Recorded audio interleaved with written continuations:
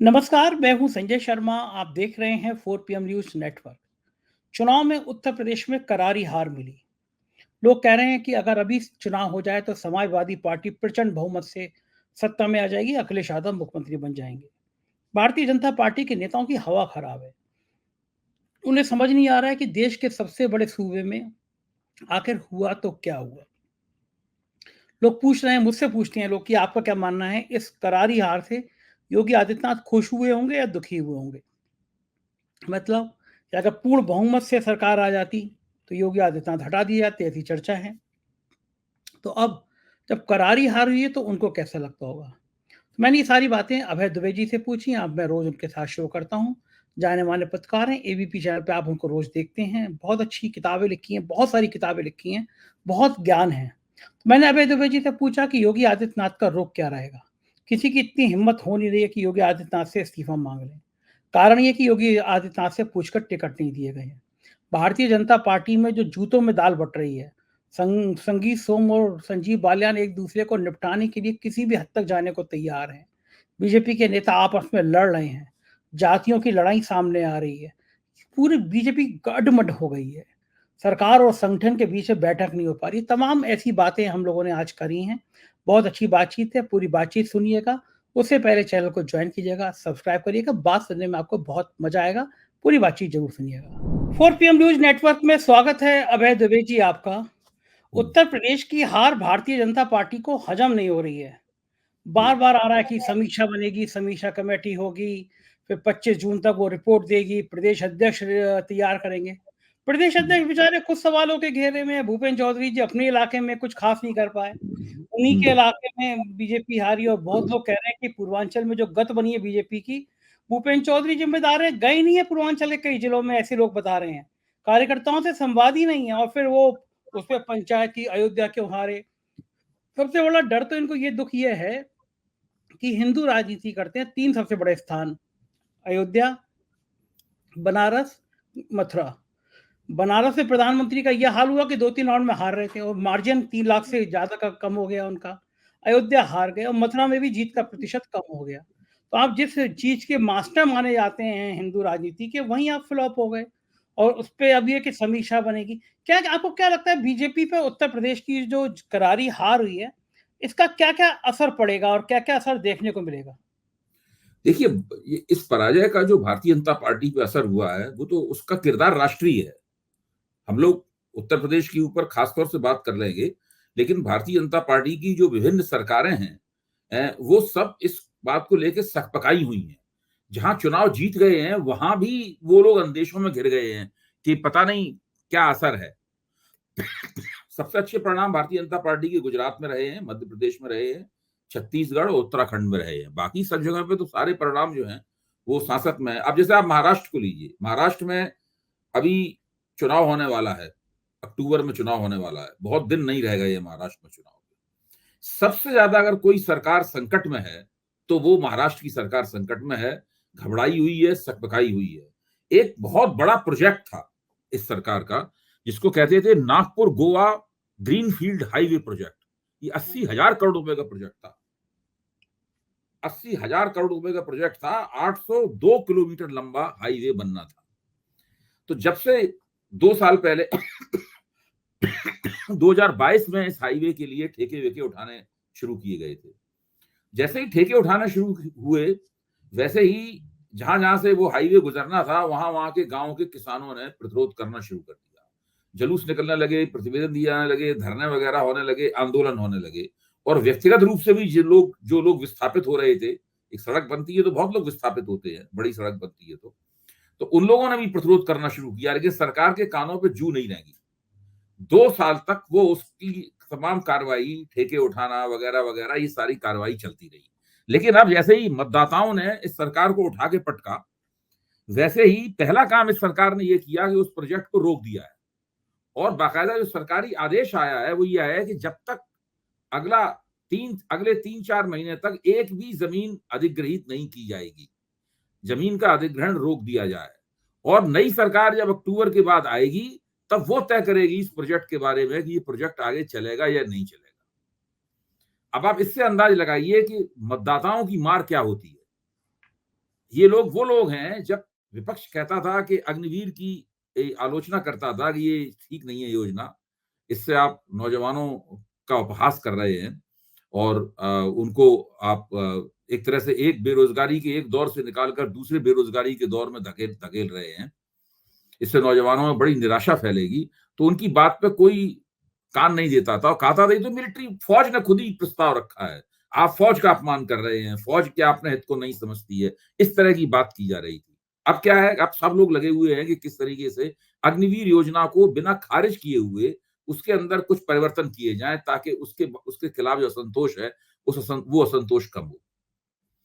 लेकिन कांग्रेस ने कह दिया है कि इस योजना को में छोटे-मोटे परिवर्तन करने से नहीं काम चलेगा।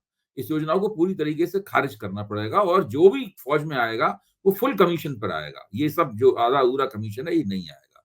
तो अभी ये जो 2 उदाहरण मैंने आपके सामने रखे हैं, ऐसे बहुत से उदाहरण आपके सामने आने वाले हैं। अभी उत्तर प्रदेश में जब हार की समीक्षा होगी, तब फिर नए सिरे से इन लोगों की समझ में आएगा कि हम लोगों ने क्या-क्या गलतियाँ की। अगर समीक्षा ईमानदारी से हुई तो। इस समीक्षा की ईमानदारी से होने पे मुझे संदेह है। वो संदेह इसलिए है कि इस समीक्षा के दायरे से बनारस और लखनऊ के निर्वाचन क्षेत्रों को बाहर रखा गया है। ये तय किया गया है कि बनारस निर्वाचन क्षेत्र की कोई समीक्षा नहीं की जाएगी और लखनऊ निर्वाचन क्षेत्र की कोई समीक्षा नहीं की जाएगी। बाकी उत्तर प्रदेश की समीक्षाएं की जाएंगी।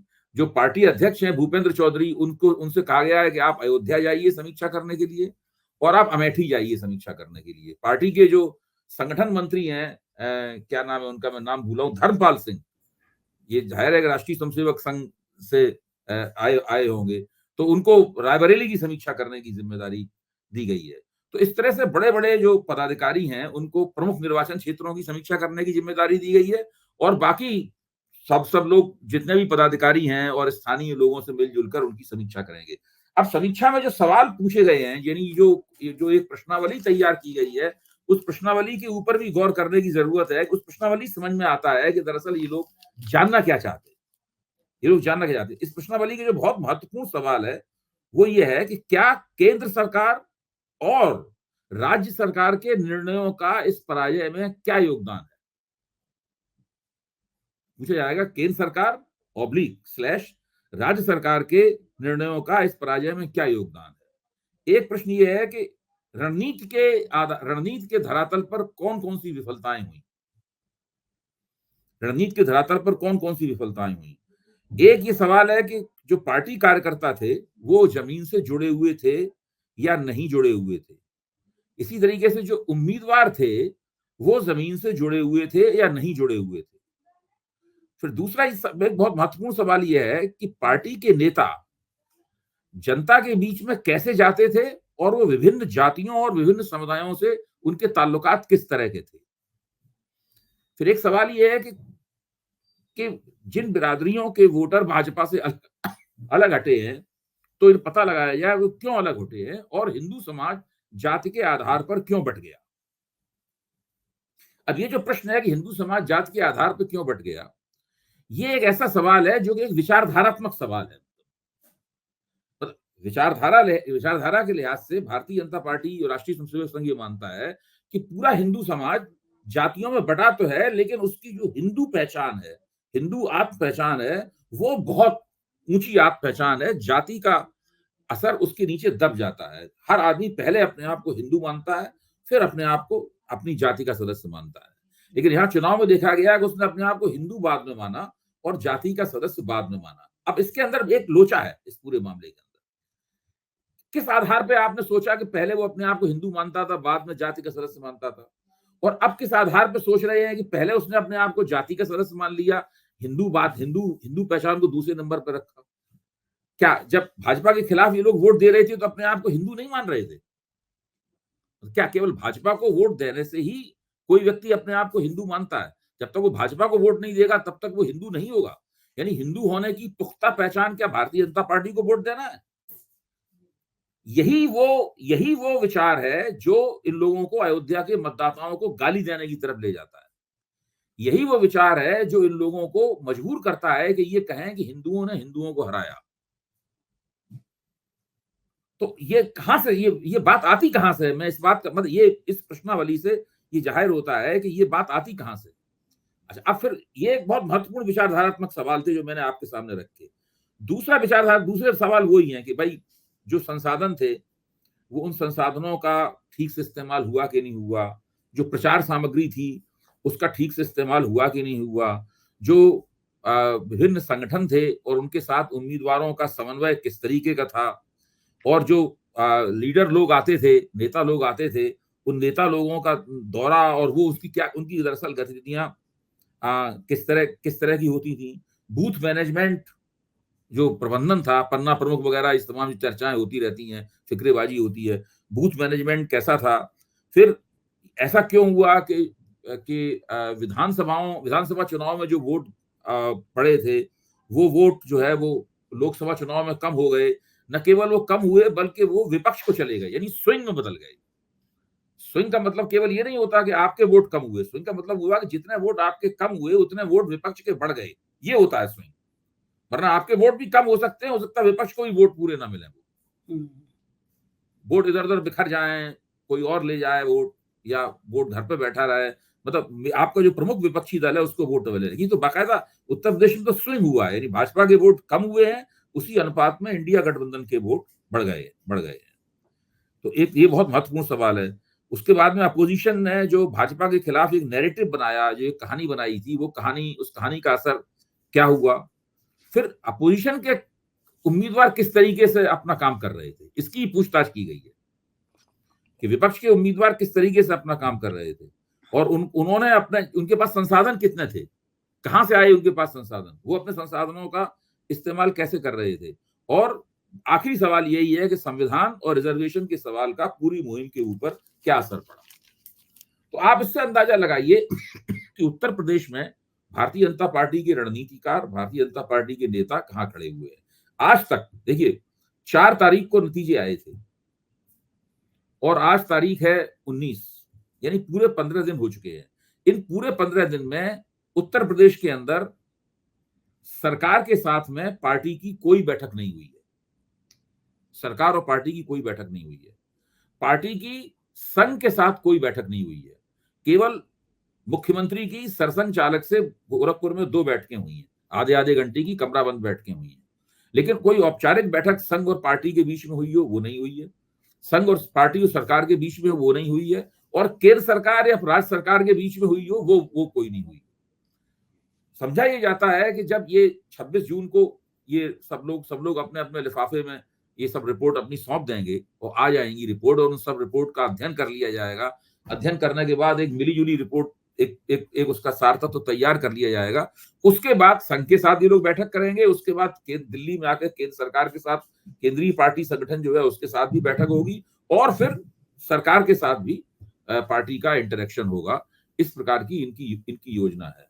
लेकिन कुल मिलाकर इस पूरे चुनाव नतीजे ने हिंदू कौन है कौन नहीं है, ये जो आग्रह है भारतीय जनता पार्टी का, इस आग्रह को प्रश्नांकित कर दिया है। इस आग्रह पर एक बड़ा सवालिया निशान लग गया है।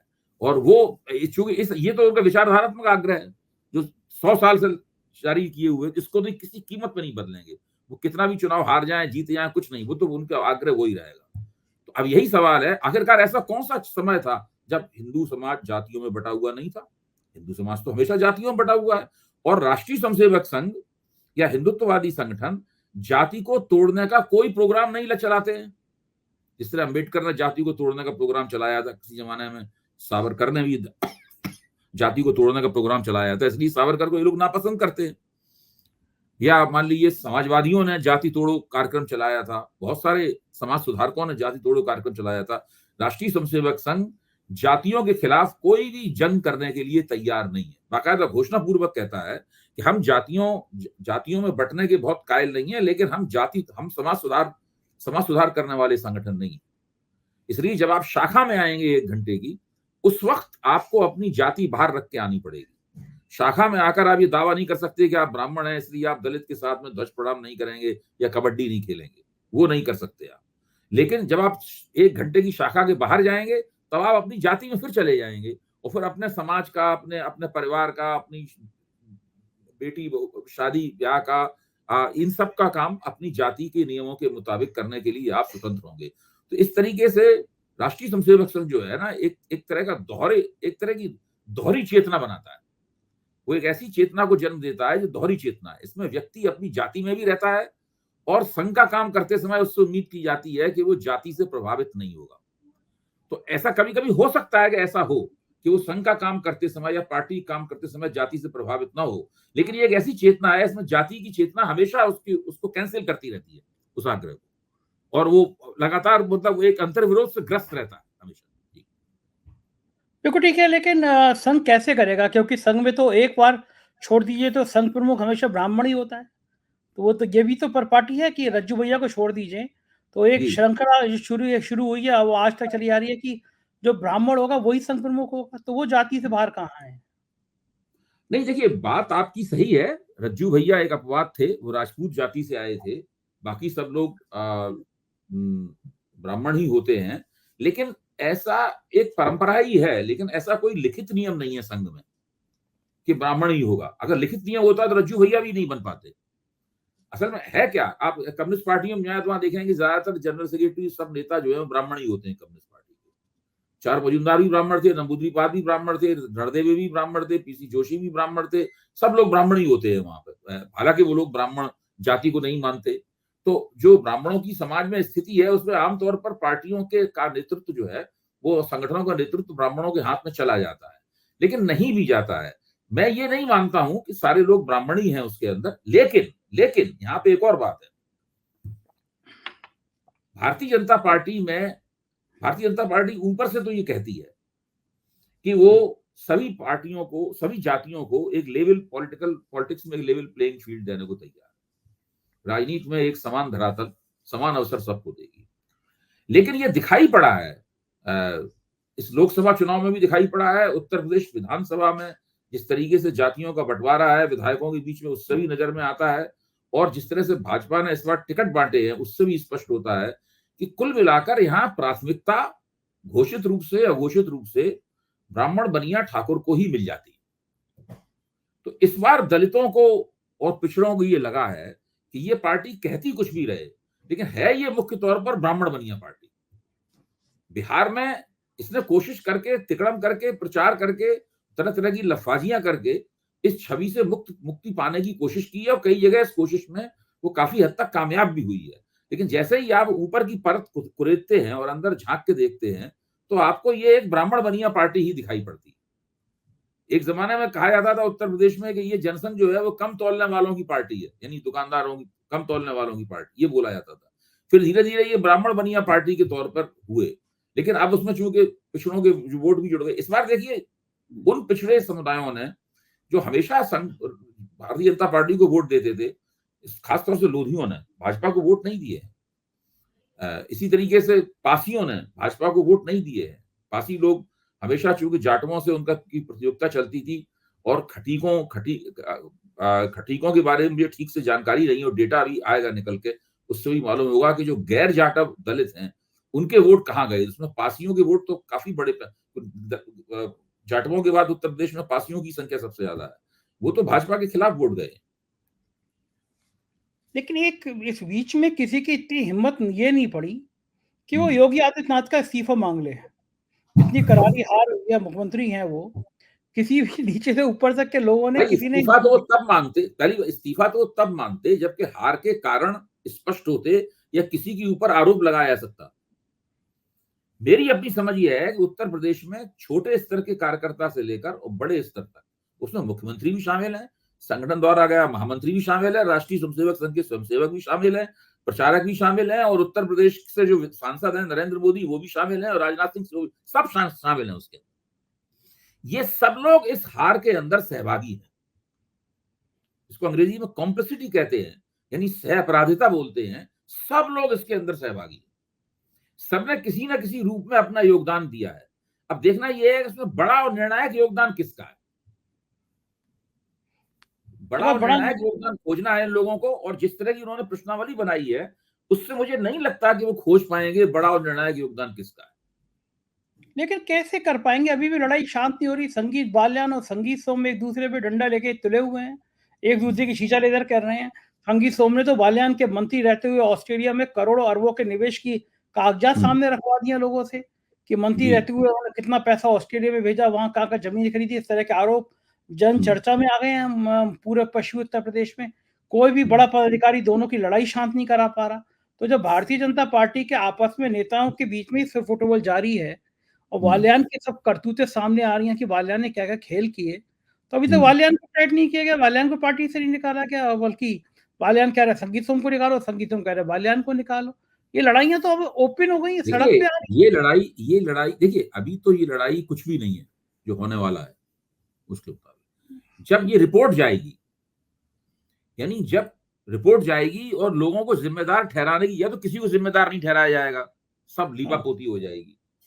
हुँ, एक तो ये तरीका है। दूसरा तरीका ये है कि अगर वास्तव में किसी को ज़िम्मेदार ठहराया गया, असली युद्ध तब शुरू होगा। क्योंकि वो विरोध करेगा, वो कहेगा हम क्या ज़िम्मेदार हैं, हमसे ज़्यादा ज़िम्मेदार तो ये हैं। हुँ, तब एक-दूसरे की पोलें खोलना ये लोग शुरू करेंगे। देखिए, इस पराजय का इस पराजय के 2 लोग ज़िम्मेदार हैं। एक का नाम है नरेंद्र मोदी और दूसरे का नाम है अमित शाह। अमित शाह के हाथ में पूरे उत्तर प्रदेश का प्रबंधन था, हमेशा रहा है। और नरेंद्र मोदी, आप देखिए ना, इन लोगों ने बनारस को बाहर कर दिया। भाई बनारस कॉन्स्टिट्यूएंसी की जांच कर लेते तो बहुत सारे रहस्य खुल जाते। भाई क्यों आखिरकार अजय राय का जो वोट था वो 20% बढ़ गया? क्यों बढ़ गया? नरेंद्र मोदी का वोट प्रतिशत 10% से ज्यादा नीचे क्यों गिर गया? इस बात की जांच क्यों नहीं होनी चाहिए? बिल्कुल कि होनी चाहिए। किस आधार पे इन्होंने वाराणसी को इस पूरी पड़ताल से बाहर रखा है? किस आधार पे बाहर रखा है? तो ये एक बहुत महत्वपूर्ण सवाल है। मुझे नहीं लगता कि भारतीय जनता पार्टी इस प्रकार की जांच पड़ताल करके, होना ही चाहिए था कि इन लोगों को वरिष्ठ और निष्पक्ष नेताओं का, वरिष्ठ ऐसे नेताओं का जिनकी उत्तर प्रदेश की राजनीति से इनका ताल्लुक ना हो। जैसे कि मान लीजिए महाराष्ट्र से पूरे देश का विजन जिनके सामने हो, मतलब ऐसे नेता जो उत्तर प्रदेश की राजनीति को जानते हों, लेकिन उत्तर प्रदेश की राजनीति में उनके हित ना हो। उन नेताओं की एक कमेटी बनानी चाहिए थी। उस कमेटी को लखनऊ में 10-15 दिन, 20 दिन, 25 दिन बैठना चाहिए था। कुछ राज्यों का और निर्वाचन क्षेत्रों का दौरा करना चाहिए था। नमूने के तौर पर कुछ निर्वाचन क्षेत्र चुनने चाहिए थे और फिर बातचीत करके कुछ किसी निर्णय पर पहुंचना चाहिए था। तब तो कोई बात निकल के सामने आ पाती। ये जो उन्होंने तरीका अपनाया है, ये तरीका बहुत ही मुझे त्रुटिपूर्ण लग रहा है। मुझे नहीं लगता कि इस तरीके से कोई भी बात हो पाई। आप देखिए, जब 1984 में भारतीय जनता पार्टी चुनाव हार गई थी और 2 सीटें केवल आई थी, तब उसने उस हार की जांच कैसे की थी? भाई ये तो रिकॉर्ड पे है। तब कृष्णलाल शर्मा के नेतृत्व में एक समिति बनाई गई थी, जिसे केएल शर्मा कमेटी के रूप में जाना जाता है। उन्होंने जांच की, सब जगह गए, बातचीत की, पता लगाया और एक रिपोर्ट उन्होंने सबमिट की। उस रिपोर्ट पर भाजपा के अधिवेशन में गौर किया गया और उसके मुताबिक निर्णय लिए गए। अटल बिहारी वाजपेयी भाजपा अध्यक्ष से हटे, उसकी जगह लाल कृष्ण आडवाणी आए। ये और हिंदुत्व, उन्होंने सिफारिश की थी कि हिंदुत्व के मुद्दों को उभारा जाए, वगैरह वगैरह। उन्होंने एक पूरा कार्यक्रम पेश किया था कृष्णलाल शर्मा ने, जिसके मुताबिक आडवाणी जी चले आगे। और उसके बाद धीरे धीरे भारतीय जनता पार्टी की कई चुनावों में किस्मत पलटनी शुरू हुई। तो ये उन्होंने उत्तर प्रदेश में जो तरीका अपनाया है, ये तरीका मुख्य तौर पर लीपापोती का है।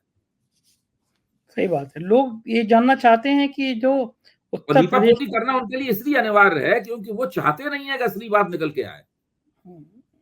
ये असली बात तो यही है। एक चीज़ लोग ये मानते हैं कि उत्तर प्रदेश ने ही पूर्ण बहुमत की सरकार रोक दी इनकी, ये सभी को लग रहा है। लोग ये भी जानना चाहते हैं कि क्या योगी आदित्यनाथ इस हार से, उत्तर प्रदेश की हार से खुश होंगे या दुखी होंगे? देखिए, खुश होने का तो मैं नहीं समझता ऐसा कोई बड़ा कारण है, क्योंकि आखिरकार तो उत्तर प्रदेश में जो हार हुई है वो भी उसकी जिम्मेदारी से नहीं बच सकते। ऐसा होता है कि अगर आप कहीं कोई साजिश कर रहे हैं, कहीं कोई कॉन्स्पिरेसी कर रहे हैं, आप कुछ ऊपर से कुछ दिख रहा है, अंदर कुछ कर रहे हैं, तो फिर उस पर कंट्रोल नहीं रहता है आपका। आप ये नहीं कर सकते बिल्कुल एकदम नपे तुले अंदाज में ही हार हो, बाकी जगह जीत जाएं। ऐसा नहीं हो सकता।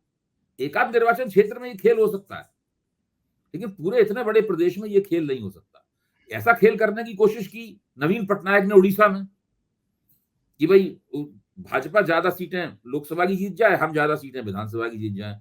वो लोकसभा में पूरा जीरो हो गए, विधानसभा में भी चुनाव हार गए, क्योंकि वो आपके हाथ से निकल जाती है बात। भाई आप कैसे उसको कंट्रोल करेंगे? 1-2 निर्वाचन क्षेत्रों में, 2-3-4 निर्वाचन क्षेत्रों में जो दूर-दूर हों, अलग-अलग हों, वहां पर स्थानीय जो आपके एजेंट हैं उनके जरिए आप कुछ किसी को जिता हरा सकते हैं, लेकिन पूरे प्रदेश में इस प्रकार का कोई भी नियोजन संभव नहीं है। तो ये तो मुझे नहीं लगता कि ये ऐसा कोई योगी आदित्यनाथ ने कोशिश की होगी करने की। अब हार बहुत बुरी हुई तो जिम्मेदारी तो उनके ऊपर भी आएगी कुछ ना कुछ। ये तो हो नहीं सकता कि उनसे वो बिल्कुल इसके जवाबदेह ना हो। बीजेपी का एक दावा, जवाबदेही से तो केवल 2 आदमी बचे हुए, नरेंद्र मोदी और अमित शाह। एक धड़ा उनसे अभी कोई जवाब मांगेगा नहीं, उनसे कोई जवाब मांगेगा नहीं। हिम्मत नहीं किसी की। दिल्ली एक चलेगा धड़ा कौन घंटी मांगेगा? एक धड़ा अभी से ये चलाने लगा है कि भाई अब उत्तर प्रदेश में भी पिछड़ा या दलित मुख्यमंत्री होना चाहिए। वो तो ये सब अब तो बहुत तरह की बातें चलेंगी। भाई अगर आपको दलित वोट नहीं मिले हैं तो जाहिर है इसका एक बहुत ही सरल सा जवाब है कि दलित को मुख्यमंत्री बना दो। आपको पिछड़े वोट कम मिले हैं तो जो पिछड़े वर्ग की लॉबी वो कहेगी पिछड़े को मुख्यमंत्री बनाओ, कल्याण सिंह किस्म का मामला लाओ। जब आदित्यनाथ जी को मुख्यमंत्री बनाया गया था तो सवाल उठा था भाई इनकी भी एक जाति है, तो कहा गया था नहीं योगी की तो कोई जाति नहीं होती है। उत्तर प्रदेश में तो जातियों की आपस में बहुत प्रतियोगिता है, तो ऐसी प्रतियोगिता में एक ऐसे व्यक्ति को मुख्यमंत्री बनाया गया जिसकी कोई जाति नहीं थी। उससे उम्मीद की जाती थी कि वो जातियों से परे जाके सोचेगा, कोई अपनी जाति संबंधी ऐसे निर्णय नहीं लेगा इसमें एक जात को प्रमुखता हो। ऐसा तो आदित्यनाथ जी ने किया नहीं। वो तो खुल के बोले कि भाई मुझे राजपूत जाति में पैदा होने पर गर्व है। तो अब सवाल ये है जब आपको राजपूत जाति में पैदा होने पर गर्व है और पूरे प्रदेश में राजपूतों की बल्ले बल्ले हो रही है आपके नेतृत्व में, हर जगह उनको नियुक्तियां आगे बढ़ के दी जा रही हैं, तो कुछ ना कुछ तो उसकी प्रतिक्रिया भी होगी। सही बात है, उसका नुकसान भी उठाना पड़ेगा। इसीलिए आदित्यनाथ जी से उम्मीद थी कि जब राजपूत लोग नाराजगी व्यक्त कर रहे थे तो ये सबको बुला बुला के समझाते। इन्होंने तो किसी को समझाया नहीं, और जो लोग नेता इनके नजदीक समझे आते थे वो कर रहे थे सारे के सारे काम। ये ठीक बात है, बिल्कुल सही बात है। इसके नुकसान तो हो गई होंगे, कुछ ना कुछ नुकसान तो उनके ऊपर होगा ही उन्हें। मतलब बिल्कुल ठीक बात अगर है। मान लो उन्हें पद से ना भी हटाया जाए तब भी उनकी साख तो गिरती है ना इससे। साथ देती है। हम लोग यूपी की राजनीति के साथ देश की राजनीति पे रोज चर्चा करते रहेंगे। बहुत बहुत शुक्रिया अभय जी, आपने अपना समय दिया। आभार। तो ये थे अभय दुबे जी और आप सुन रहे थे उत्तर प्रदेश की समीक्षा। बनारस की समीक्षा नहीं होगी क्योंकि कई सारे राज खुल जाएंगे। जाहिर है उत्तर प्रदेश से बीजेपी अभी भी कुछ सीख लेने को तैयार नहीं है। क्या होगा मैं आपको बताता रहूंगा। आप देखते रहिए 4PM न्यूज़ नेटवर्क। शुक्रिया, थैंक यू।